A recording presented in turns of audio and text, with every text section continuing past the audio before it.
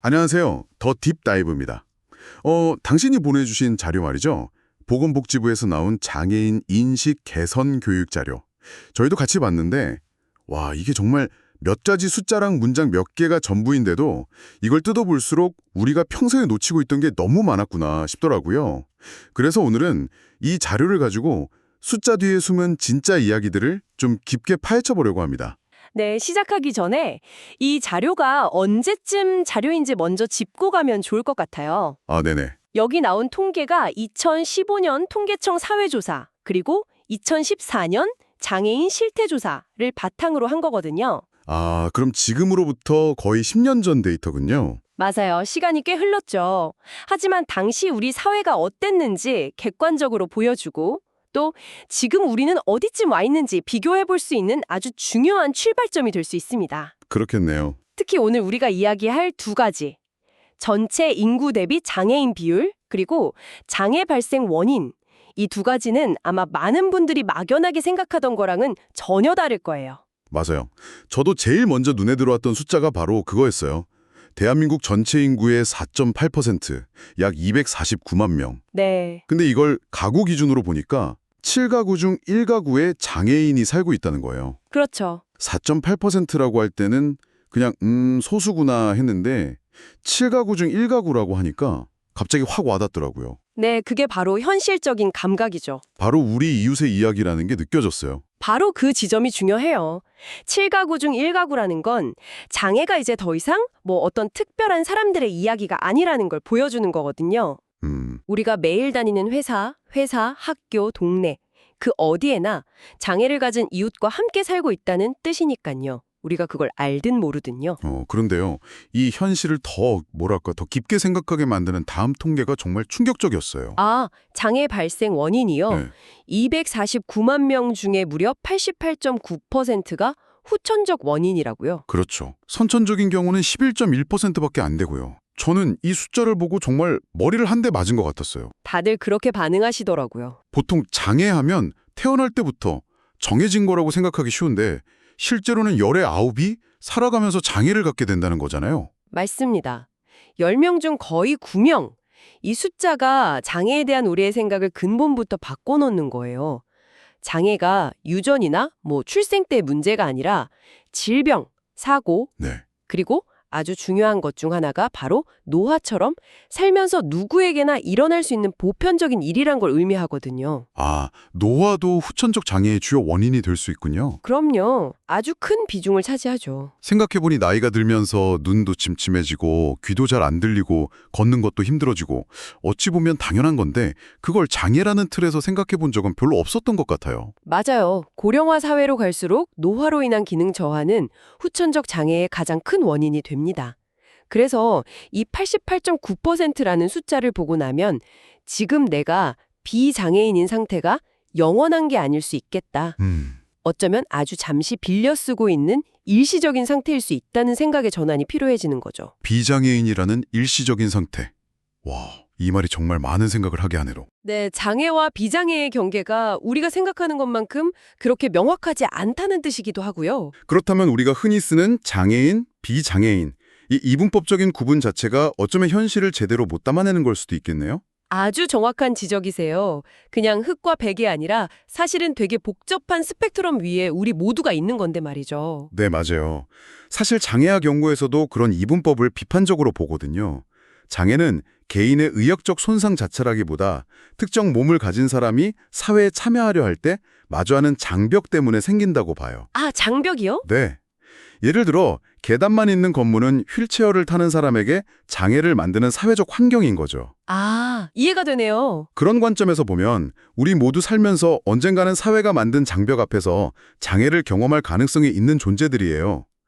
88.9%란 숫자가 바로 그 가능성을 보여주는 거고요. 그렇군요.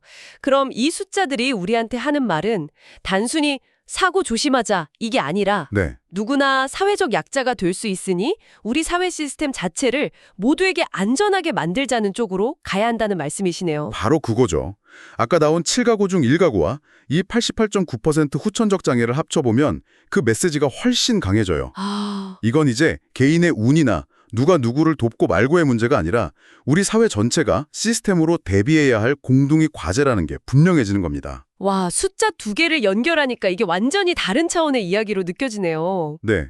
나와 내 가족의 미래를 위한 가장 현실적인 보험이 될 수도 있는 거고요. 자, 그럼 이렇게 누가 장애를 가졌는가에 대한 관점을 바꿔놓고 나니까 자연스럽게 다음 질문으로 넘어가게 돼요. 네. 바로 어떻게 함께 살아갈 것인가?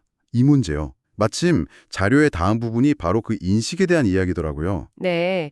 아주 짧지만 곱씹어 볼 게 많은 문장이죠. 맞아요. 장애를 고려하여 더 배려해야 한다. 이 응답이 두 번째로 많았다고 딱 한 줄 적혀 있어요. 사실 배려해야 한다 이 말 자체는 너무 당연하고 좋은 말이잖아요. 그렇죠. 그런데 저는 여기서 배려라는 단어에 한번 딱 멈추게 되더라고요. 당신은 배려라는 말을 들으면 어떤 장면이 먼저 떠오르세요? 아마 많은 분들이 무거운 짐 들어주거나 자리 양보하는 그런 개인적인 친절을 생각하실 것 같아요. 그럴 수 있죠. 바로 그 지점이 흥미로워요. 배려라는 단어가 굉장히 폭넓고 어떨 땐 좀 모호하게 쓰이거든요. 맞아요. 그리고 그 모호함 속에 2014년 당시 우리 사회의 인식이 담겨 있다고 볼 수 있어요. 말씀하신 것처럼 이게 불쌍하니까 도와줘야 한다는 개인적인 동정이나 시혜일 수도 있고요. 네. 하지만 완전히 다른 차원에서 동등한 시민으로서 당연히 누려야 할 권리를 보장하기 위한 사회 구조적 지원, 이걸 의미할 수도 있는 거죠. 아, 똑같은 배려라는 단어인데 그 안에 담긴 생각의 방향이 완전 다를 수 있군요. 그렇죠. 하나는 개인의 착한 마음에 기대는 거고 다른 하나는 사회 시스템과 권리의 문제로 보는 거고요. 맞습니다. 예를 들어서 휠체어를 탄 분이 계단 앞에서 못 올라가고 있을 때 지나가던 사람들이 힘을 합쳐서 옮겨주는 건 분명 훌륭한 개인적 배려예요. 네, 그렇죠. 이게 바로 구조적 배려이자 권리 보장인 거죠. 아, 그 구분이 정말 명확하게 와닿네요. 시각장애인을 위해 모든 신호등에 음성 안내를 설치하는 것도 마찬가지고요. 그런데 한편으론 이런 생각도 들어요. 구조적인 시스템, 그러니까 하드웨어를 바꾸는 건 시간도 돈도 많이 들잖아요. 물론이죠. 그게 다 되기 전까지는 결국 사람들의 선의, 그러니까 소프트웨어가 그 빈틈을 메워줘야 하는 거 아닐까요? 이 둘을 굳이 대립하는 개념으로 볼 필요가 있을까 싶기도 하고요. 아주 중요한 질문이에요. 물론 둘 다 필요합니다. 아무리 시스템이 완벽해도 그 안에 사람들이 따뜻한 마음이 없다면 삭막하겠죠. 네. 문제는 우리가 개인의 선이나 친절을 너무 강조한 나머지 그걸 사회가 마땅히 져야 할 시스템 구축의 의무를 피하는 핑계로 삼을 때가 있다는 거예요. 마음만 있으면 되지 우리나라 사람들은 정이 많아서 괜찮아 하면서 경사로 설치를 미루는 식으로요. 그러니까 개인적인 배려가 구조적인 책임을 가리는 알리바이가 될 수 있다는 거군요. 맞습니다. 우리가 이렇게 잘 도와주는데 굳이 돈 들여서 공사까지 해야 해? 이렇게요? 바로 그거죠. 더 나아가서 계속해서 개인의 도움에 의존해야 하는 상황은 장애인 당사자에게 심리적인 부담감이나 부채감을 줄 수도 있어요. 그럴 수 있겠네요. 매번 누군가의 선의에 감사해야만 사회생활이 가능하다면 그건 동등한 시민이라고 보기 어렵겠죠. 그래서 구조적 배려의 핵심은 도움에서 접근으로 생각을 전환하는 데 있습니다. 도움에서 접근으로? 네, 도움은 시혜적일 수 있지만 접근은 권리니까요. 아마 2014년은 우리 사회가 그 도움의 패러다임에서 접근의 패러다임으로 넘어가는 과도기였을 거예요. 더 배려해야 한다는 저 모호한 문장은 바로 그 과도기의 고민을 담고 있는 셈이죠.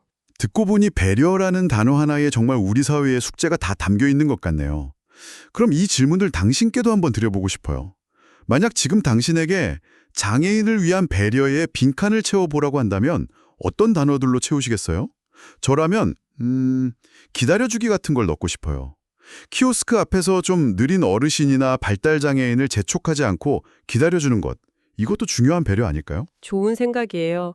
기다려주기는 시간적, 심리적 장벽을 허무는 아주 구체적인 실천이죠. 또 어떤 분은 정확한 정보 제공을 꼽을 수도 있겠네요. 청각장애인을 위해 모든 영상에 정확한 자막을 제공하는 것처럼요. 그것도 중요하죠. 또 어떤 분은 동등한 기회를 이야기할 수도 있고요. 장애 여부와 상관없이 능력에 따라 일할 기회를 보장하는 것.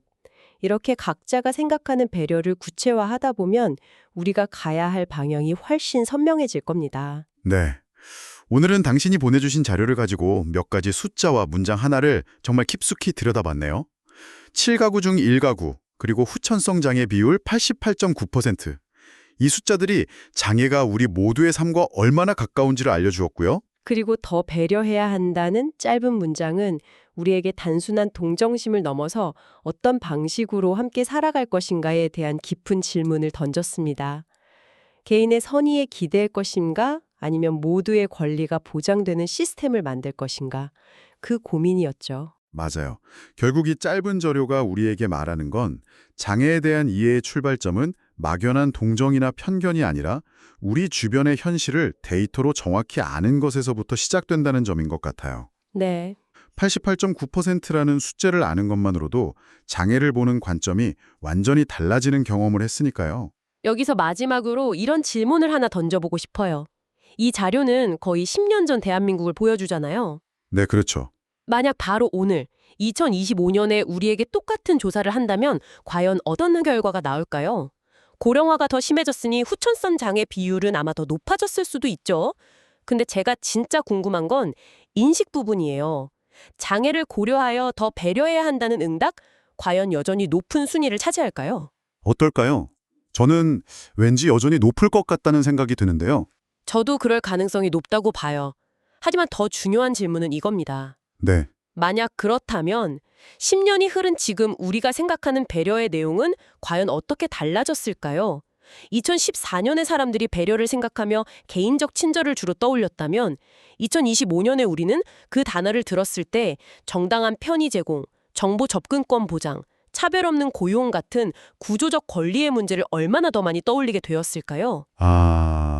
10년 전의 배려와 지금의 배려는 같은 단어지만 그 안에 담긴 사회적 합의와 내용은 분명 달라졌을 것이고 또 달라져야만 하니까요. 그 변화의 폭과 깊이를 가늠해 보는 것, 어쩌면 그것이 오늘 우리가 나눈 이야기의 최종 목적지일지도 모르겠습니다.